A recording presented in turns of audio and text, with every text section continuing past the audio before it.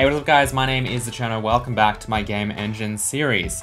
So today we have a very exciting new chapter to open up here, and that is the chapter of the entity component system. I don't even know honestly where to begin. Over the last few episodes we've been kind of cleaning up the engine. I'll have a link up there to the previous episode in case you missed it, and today we're kind of going to be starting on this new journey. And this is going to be the first, I think, major piece of it's hard to classify it. I guess maybe design pattern or like programming pattern or something that we're going to be covering as part of our game engine series. This is a structure that is going to exist inside our game engine that is going to be the basis for our entire composition, really, of our scene. So in other words, everything that is our scene, everything that is going to be visible in the scene, not just rendered but also interactable.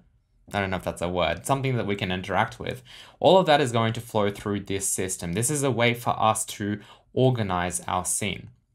In this video today, we're going to be and this is going to be quite chill, but we're just going to be kind of going to the drawing board, taking a look at what an entity component system is, how it works, and why we would like to go with something like this over maybe something that you might be used to. I don't want this to be like a kind of, you know, what is an entity component system video, although I am going to cover that. It's just going to be more or less an introduction to the ECS system in general, and I'll also be talking a little bit about how that differs to like a more straightforward kind of approach to dealing with entities in a scene, and why we specifically want to go with an entity component system. Because I think that you know, a lot of the point of this series obviously is to share exactly why I'm making certain decisions and why I would like to do this as opposed to something that might be kind of easier, because there's a lot of it's quite common that you might have the temptation to go down an easier path, and usually that is the right path, I'll say. But in a lot of situations, it's obviously better if you kind of design a system slightly more complex, because either it's going to perform better or it's going to be better for a more complex scene. And sometimes that's a little bit difficult to do if you've never dealt with like a large set of data, and if this is your first time building a game engine. So hopefully these kind of discussions will help you out with that. Now we're going to jump into Photoshop in a minute, and not that it matters what program we're using, and I'm just going to, you know, draw some stuff for you guys. But the first thing I wanted to say was that in terms of implementation details, I did mention that we'll be using a library called ent, or entity, depending on how you want to pronounce it. In fact, I'll fade over here so I can show you guys. So entity, which is kind of spelled like that, is essentially a MIT licensed, I think, library available for use, and it's just on GitHub. It's about 17,000 lines of C++ code.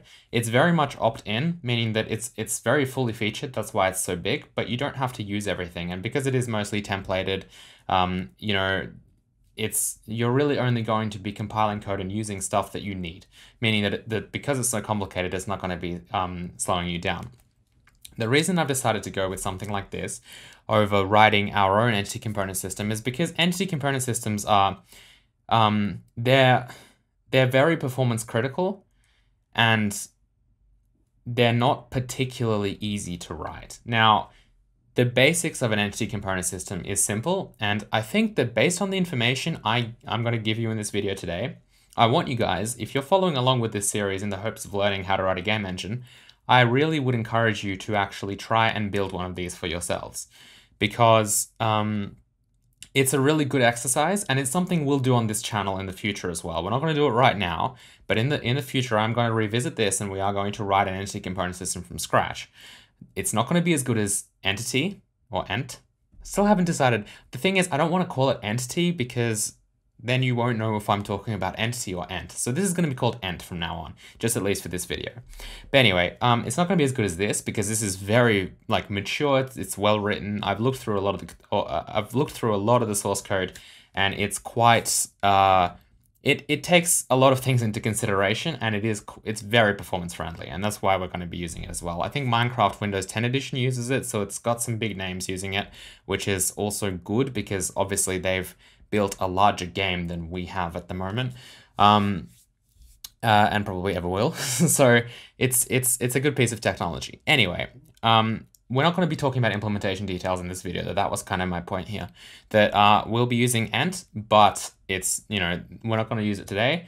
Next week, next episode, we're going to take a look at integrating ent into Hazel, and we'll probably set up our own kind of layer on top of ent for how Hazel's going to interact with it, because ent is going to be like our kind of backend implementation, but the interface that we'll provide, which will be like, it's not going to really, you know, be performance intent, like it's not going to cost any performance by having like a thin wrapper over it or anything like that, but it's just going to be like a wrapper that I've essentially added in. It's already available in Hazel Dev, and it's just, you know, the way that I basically structured the scene and also made the API a little bit nicer for Hazel's purposes, because of course it doesn't need the entirety of ent. Anyway, let's dive into this, because I'm excited to kind of talk about the entity component system. Okay, so the problem that we're trying to solve here, it's always good to kind of take a step back and think about what problem it is you're trying to solve, right? So what are we trying, why do we need an entity component system? So we're getting to the point where we have a scene,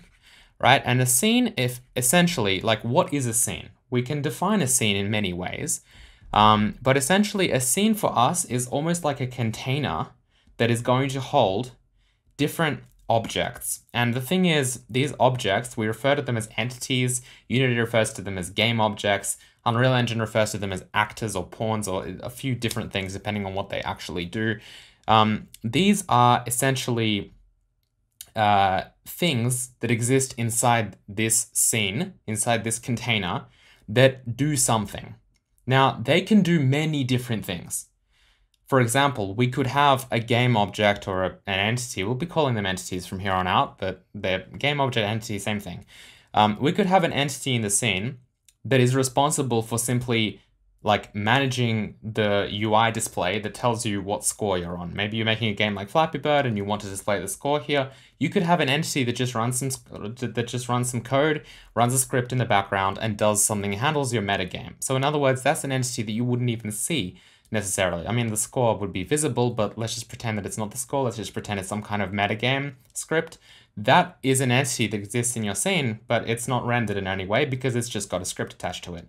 You could have your player, right, which has to be rendered in some way. Maybe it's a square on your screen and it has some kind of behavior associated to it via like some kind of script. That would also be an entity. You have your world, which might be made up of various walls and various obstacles. Those could all be separate entities that you've positioned somewhere in your world. So we have this scene that is essentially a container of a whole bunch of different data that not only has to exist somewhere, and thus it exists within this scene, but also it has to interact, it has to be aware of what else is around it. So in other words, we might have two entities, two little boxes here. They not only need to both be stored somewhere, and thus they kind of exist within the scene, they also need to be aware of each other. And they do that by existing in the scene, because whenever I move this, and maybe it needs to do some kind of physics check to make sure that if it hits this box, it collides and responds accordingly, then it can actually ask the scene, hey, are there any other entities around me? And if there are, and if they have like colliders on them or something like that, then please tell me so that I know whether or not I should be creating some kind of physics response, right? It also might be, you might also have like some kind of enemy in the world and then a player. And then the enemy has to be aware of the player, because if the player gets within a certain radius, let's just say we have like this radius around the enemy here. If the player gets within a certain radius of the enemy needs to chase the player. Again, how does the enemy know that there's a player nearby? Because the enemy belongs to a scene, the player also is inside the scene, and via the scene, the enemy can then query the scene and figure out, hey, does anything else exist in your scene, in you, that is around me? And if so, then let me know if it's a player or if it's like if it's got a particular tag associated with it. And I'm going to, I'm going to activate chase mode, and based on my behavioral script, I'm going to do something. So for all of those reasons, it's important for us to have, I don't like that I zoomed in accidentally, but anyway, it's important for us to have a scene which acts as a container for all of our different entities that we want to have in that scene. So that's kind of step one, right? We need to have a particular scene. So once we have the scene, and this is relating all to the problem that we're going to solve, Now that we have some kind of scene, we need to be able to store these entities in an effective way, but also we need to be able to provide these entities with their required behaviors. So as I mentioned earlier, an entity can do a number of things. An entity can be like a 3D model that gets rendered. It could be like a sprite that gets rendered. It could have just some code associated with it that doesn't do anything. It could be an audio clip that gets played. It could be, and we want to position it somewhere in the world so that the audio comes from that source. It could be, it could have physics. It could not have physics. It could be a light that we want to, shine. It could be anything. So now we have the problem of, so the scene needs, obviously, it needs to be able to store entities, right? Because as I mentioned, it's a container. So if it stores entities, how do we store them? Okay, well, let's kind of take a look at this, right? So what is an entity? We haven't even defined what an entity is, but because I mentioned that they have to be stored in some way, let's just say that maybe we have like some kind of array of entities. And it doesn't really matter what array this is, right? It could be like a vector, it could be a map, it could be just a heap allocated array. It doesn't matter because we're not talking about C++ implementation details. We're talking about more of a high level approach, I guess, or I don't know, a high level overview of what this actually is. So we have this array of entities, right? So if we have an array of entities, what happens if I have an entity that differs from another entity? So entity A, for example, we'll call it EA, I was going to say. No, I won't call it EA. Let's call it entity 1 and entity 2, right? I have two different entities. They're completely different. This one, as I mentioned, maybe this is like a light or something like that. And maybe this is, some kind of mesh, right? Which also happens to have an audio source attached to it.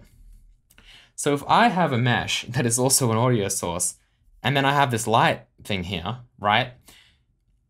How are they both entities? Clearly they're completely different. So if I actually dig a little bit into the implementation, how do I program this? How do I say that they're both still entities, right? Especially if you're kind of in the object-oriented mindset and you think about this in terms of like, okay, well, I have a class called entity, right? How do I give this entity the behavior of a light and treat it as a light and give the scene the ability and the renderer the ability to take that entity and treat it as a light and pass it into the shader and do everything that it has to do with that light?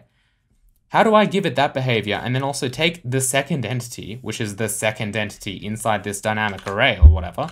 How do I take that and say that, okay, it's got a mesh, which exists at some kind of asset path, and it also is an audio source with these properties, and this is the audio file it's supposed to play. How do I compose all these entities from different kind of features? And you can kind of see where if you know what an ECS is, you can see where I'm getting with this, but how do we do this? And there are so many answers to this. Not even going to start to explain all of them. I'll explain a few of them because you probably run across a few of them. But the first thing I wanted to mention was we have this whole concept of an inheritance hierarchy. Now, what this means is that you have a base class. Your class is called entity, right? And from that entity, you give that class some kind of behavior. So you might have like, and I'm not going to write proper C++ code here, but maybe you say that every entity has to have a transform. So I'll have a mat4, which is my kind of transform. Sorry for the handwriting, not the best tablet. And also I'm trying to rush. So we have a transform, and then, I don't know, maybe we'll mandate that every single entity has to have a tag or a name or something like that, a right tag. So I have a tag and I have a transform. That is the beginning of this kind of inheritance hierarchy. That's what every single entity has. Now I want to make a new entity that is maybe a light. So what do? I make a class that is my light entity. I'll call it light. And this is going to be a subclass, of course, of my entity. And this is falling apart. Maybe this was not the best idea to try and handwrite all of this. But basically we have this light, and this will have extra behavior. And in fact, let's just let's just switch to this, which I conveniently also have here because I knew this would happen. So in summary, you have an entity class, right? And this entity class might have like, you know, as I mentioned, like a map4, which is like the transform. It can have, you know, the tag. And then we have a light, which is an entity. And then this might have extra stuff. So for example, maybe we want a vec3, which is the, you know, yeah, I guess a vec3, which is like the color. Maybe we want to have like, you know, the intensity or, you know, attenuation or whatever. Maybe we want to have a type that describes like an enum. Is it a point light? Is it a directional light? If it's a directional light, what's the direction? You know, there's a lot of things. I mean, the direction you could take from the transform, but anyway, the point is this is clearly something that requires its own data. And then what about the other thing that I mentioned? It's a mesh component. So a mesh component, mesh component. It's a mesh, what is this? It's something that is a mesh and also an audio source. Okay, so this is already becoming a problem, right? And you can see that because this is a mesh, but it's not just a mesh. It's a mesh with audio. What? So what? An audio mesh? I'll make an audio mesh. I'll have entity in here, you know, sorry, it will extend entity or it'll be a subclass of entity. I have maybe like an audio clip or something like that. And I guess I'll need some kind of like mesh or whatever. Okay, but what happens if I just want a mesh? Well, I guess I'll have to make a new class. What happens if I want to have particular behaviors associated with my entity? So I have a player, for example. Well, I guess I'll have to make a player class, which is a bunch of things. What if the player class is an audio mesh? Because it has a mesh and it also has an audio clip. Well, should I make it part of this? This becomes a huge problem. This is already a problem. We have 4 entities. We have 4 entities. Could you imagine trying to make a AAA game or like any game really with this? The thing is, there are AAA games who have done this, but that's not the point. The point is, this is not a very good way to go, and you can probably see why. I hope that at this point, even with this kind of crude, simple example, it was enough to show you that this is a problem. The reason it's a problem, and we're not even talking about performance, doesn't matter about performance. Don't think about performance at this stage at all, right? In terms of what it's like to maintain this code, what it's like to write this code, what it's like to make sense of the code, right? And extend it, this is a nightmare because it's very clear that what we're trying to do is we're having to create a completely new class inside our code that contains certain behaviors, right? And it's almost impossible to predict exactly what behaviors are going to be needed. You certainly can't go in and as an engine developer make every combination of possible things because you don't know what to expect. Audio mesh is a good example. You want an audio clip in a mesh? What if this is also a light? What if this is a player, kind of, and then maybe like, or an enemy? It plays an audio clip because it makes a growling sound. It obviously is rendered as a 3D mesh, but then we also want it to shine like a flashlight. Well, should I add a directional light to it? It doesn't make sense. It means that if I want to make my own entity, I have to go into the code and I have to make a completely new class. And then what that means is that if we go back to what our scene was, and effectively, I mean, you know, let's just say it's a vector of entities, and these are our entities. Then when I go through all of these entities, first of all, I don't know what to do with them, right? Like, how am I supposed to check to see if it's a light or if it, like, what do I do with this entities list? Well, one thing you could do is just have like some kind of entity function here that maybe you iterate through your entities, and then you have, you know, a function that you can call, such as, you know, onUpdate, and this will kind of be with a time step or whatever. This will kind of be your update function. So now suddenly you need to have this whole, you know, virtual void onUpdate float time step, you know, with particular behavior associated with that, you know, with a light. Like again, the light doesn't make sense to me because the light is something that the renderer should be taking care of, but like, am I supposed to write a function here that deals with lights? Again, what happens if audio mesh wants light? it becomes a huge issue. I'm not even going to continue this because it's actually kind of confusing me. It's very difficult to try and write a large piece of modular code if you're thinking in that kind of inheritance hierarchy thing. And the thing is, that's a very simple approach to writing a game, and I don't doubt that for small games, that's probably fine. You don't need to go with a full ECS for something like that. But an ECS makes this stuff a lot easier. And the reason it makes things a lot easier is because it introduces the concept of components and thus composition. What that means is that everything that I just mentioned there, I think I deleted all of it, which is probably a bad move. Luckily Control Z exists.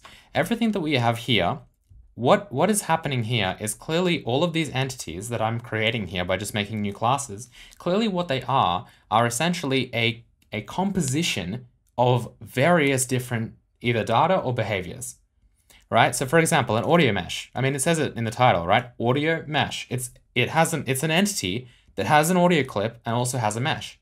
So instead of having to create a new class, which is a subclass of entity and you know, might have to have certain behaviors associated with it, and we don't know what to do when we update it and whatever, why not just have the audio part of this audio clip as an actual maybe class, which we'll call audio component. And what this is going to be is the data that is our audio clip, right? So we'll have audio clip here, right? And then the mesh part of it, why not make a class, or we can really just make these structs, I guess. It doesn't really matter, obviously, but struct mesh component, why not make that a mesh here? So right. So this mesh component has an actual pointer to a real mesh asset or something like that. I mean, in a more complex situation, it might have like an asset handle, and it might, you know, not directly link to an asset like this, but whatever. Same with audio clip. So we have this, right? Now that we have this, why not then make it so that, and you know, light obviously is the same thing. Let's just quickly redo light as well. So we have light and it has all these properties, you know, type, whatever.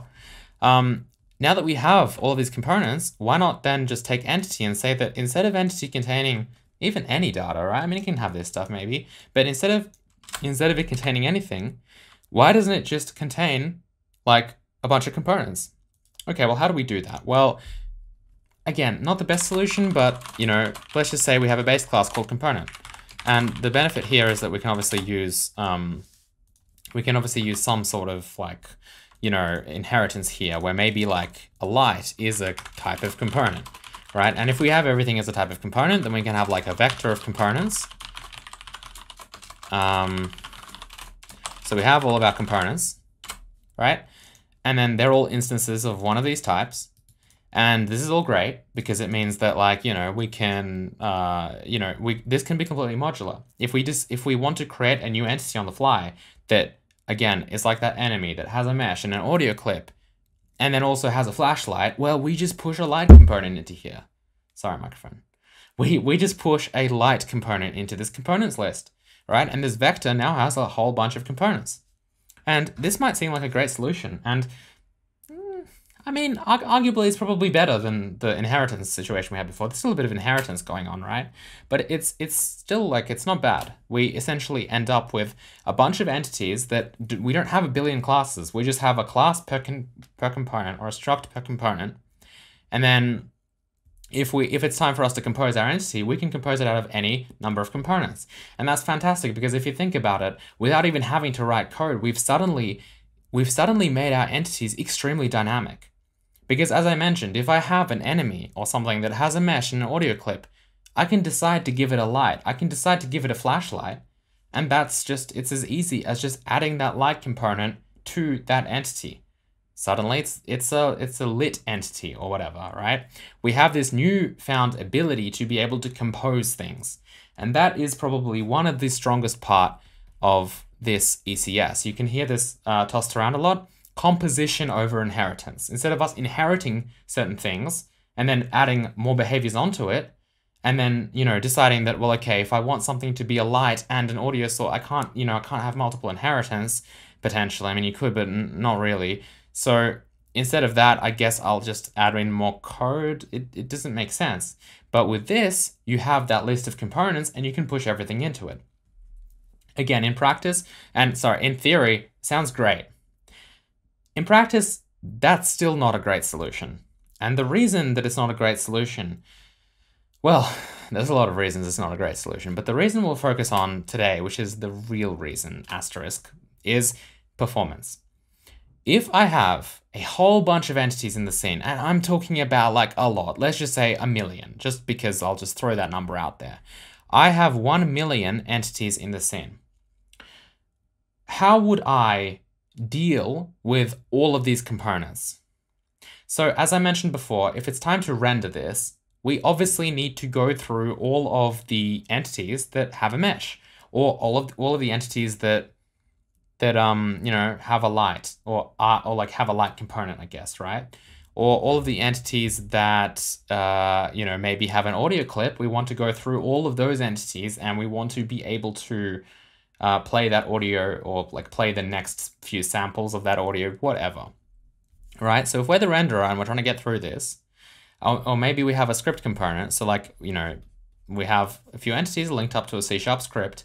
The C# script has an update function, right? So obviously we need to go through all the entities, and anything that has a C# script attached that has a valid update function, we need to call into that function to make sure that entity is updated.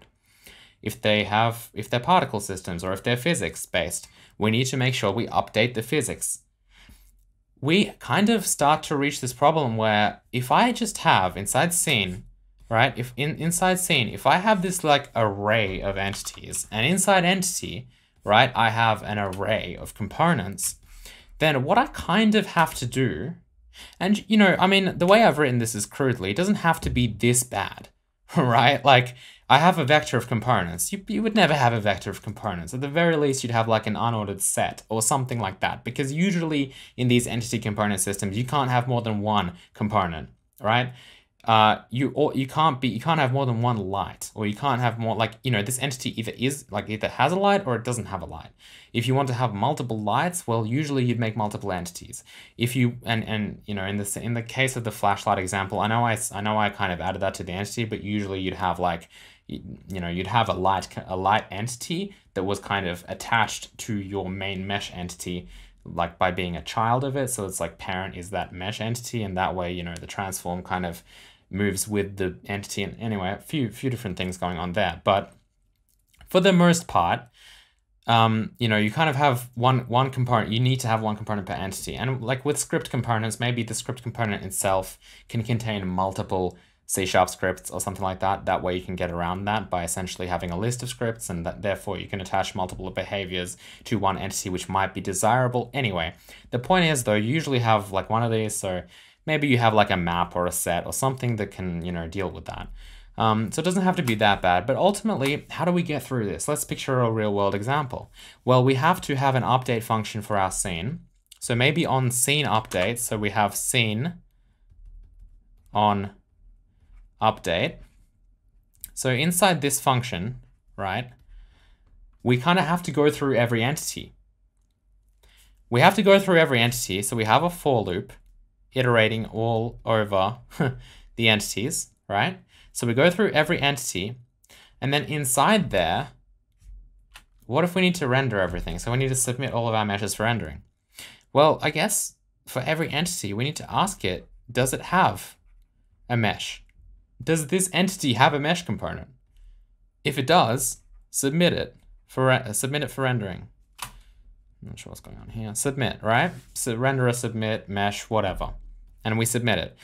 If it's a light, well, you know, add it to the scene as a light, I guess. If it's an audio clip, do this. It becomes a huge mess. If it's a physics thing, then add it, you know, simulate it, do something with it, move it, I don't know. If it's script, then update it. It gets a little bit messy, but the problem here is that if we have 1 million entities and they're all like, they're stored in a vector at this point in time. So they're literally, I mean, it might be a vector of pointers. So maybe you have a pointer here and it links somewhere else. And then you ultimately have like, we had a vector of components or a set of components, which are all pointers as well.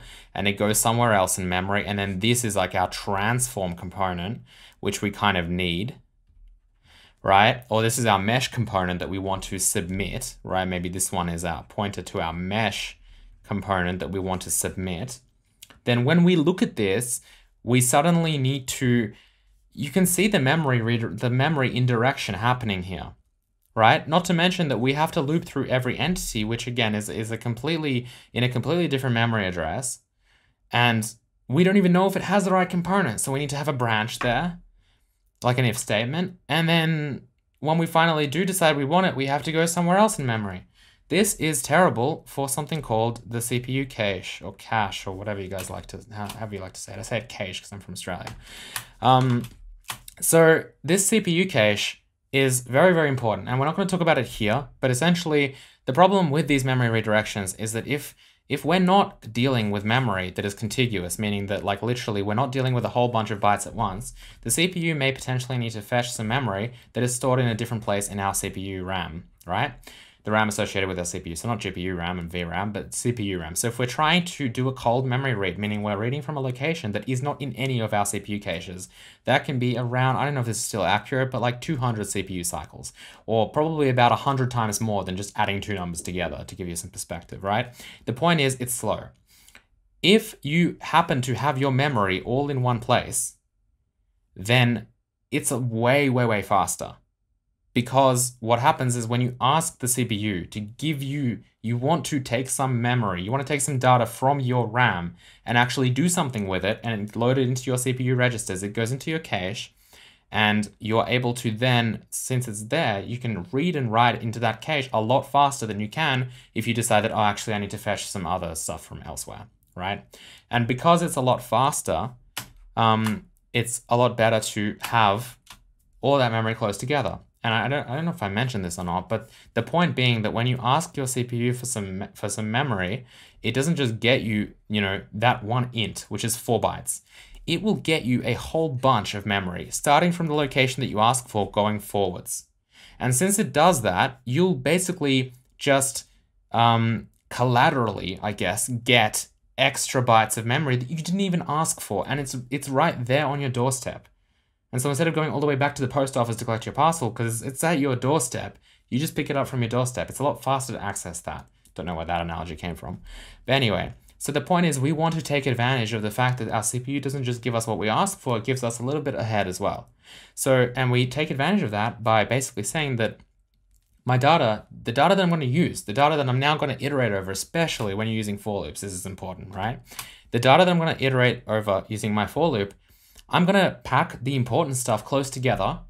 I'm going to be a little bit more data-driven in mind. That's where data-driven, all that stuff, development, whatever comes from, right? I'm going to care about how my data is laid out because it's going to mean that my data is, sorry, that that's going to mean that I can kind of get through that data more effectively and process it a lot faster than if I have to if I'm all over the place, right?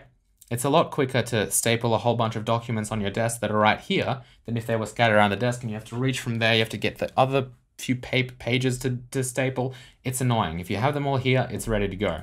So the way that we do that, and this video is so long, the way that we, this was going to be like a quick 2 I was worried this video would be too short for one episode. Anyway, the way that we do this is we say that, okay, I get that in my head, entities might be, like I might have a list of entities. But really what I want is, I clearly want to just have all my components together. I want to have all of my transform components, all of my mesh components in one spot. Because if I have this contiguous array of mesh components, and this is all of my meshes, right? These are all of my mesh components. Then guess what? I can iterate through this array where everything is close together and I can submit that to the renderer, right? Now, I may need multiple things. I may need the mesh and the transform, but that's still fine.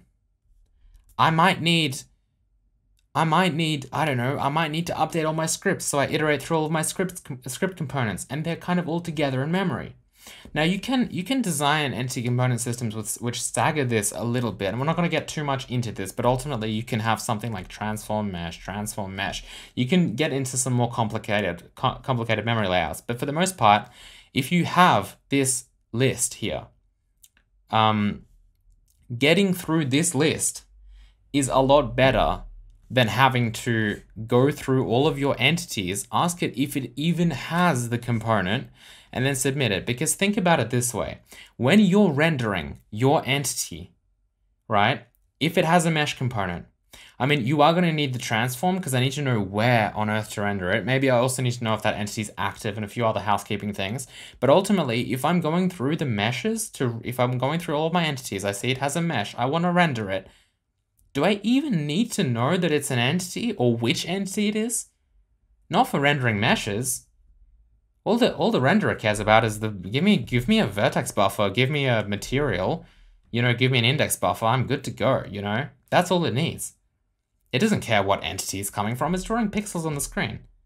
So what you do is you don't care about the entity anymore. You say that I just care about all the meshes. Give me all of the meshes that exist in this scene, and I'm gonna render that. And that's kind of where this comes in, right? If we have a proper entity component system where we have entities, yes, the only reason we have entities is because we need to be able to kind of associate components with each other, right? Because I don't just need to be like, okay, the scene has a mesh component in it. I need to know what transform belongs to that mesh. So does that entity contain a transform component and a mesh component? Right? If I have a script associated with it or an audio clip associated with a particular thing, I basically need that relation, right? I need to be able to say that I have a transform, a mesh, an audio clip, and what was the other thing? A C# script. I want to be able to say that these 4 components are kind of, they should have some relation.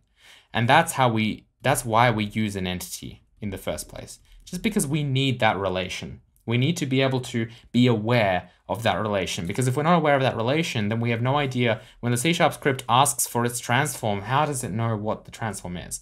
When the C# script says, hey, play the audio clip, how does it know which audio clip to play? They need to be related, and that's how they're related, via the entity. But when it comes down to it, if we just need an identifier to be able to relate things together, then that's what entity is. Entity is just an ID.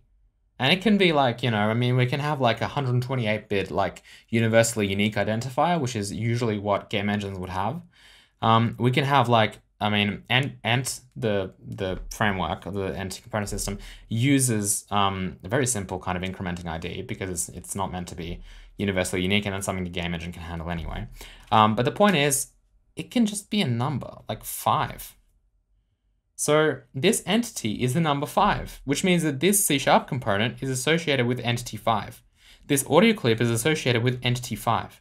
And that's how you can actually communicate between components and also ask, hey, does this entity have this component, right? Instead of kind of going through the entity, you kind of go through just the container of components and you ask it, hey, I want to know if entity ID 5, if 5 has an audio clip. So you can still query it like that. But the benefit is that since that's more of a rare situation, your most common situation is this. It's the, hey, I need to play all my audio clips. Please give me all the audio clips in my scene. And because they're all stored together, right? And those 1 million entities, you don't have to go through the 1 million entities to get all the audio clips because you just have like a pool or a vector or a contiguous array of audio clip after audio clip. You just go through that and you do whatever job you need to do. Now, the system part of entity component system is, I don't know, I always tell people not to worry too much about this because if you kind of get this right, if you get right what I just said, which is the fact that like entities are kind of just like an identifier that is used to group components together and you actually have pools of components and all of that stuff, the systems kind of come in place a bit differently.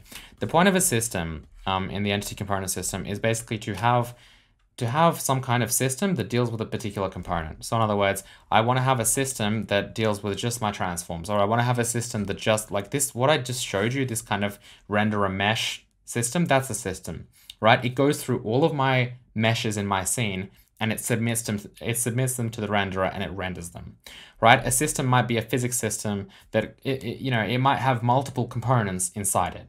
Right? Like it might require multiple components. So it might need the kind of rigid body component, but also the transform because it needs to update the transform with whatever the physics simulation says is the new position, right? It might need to do a number of things there.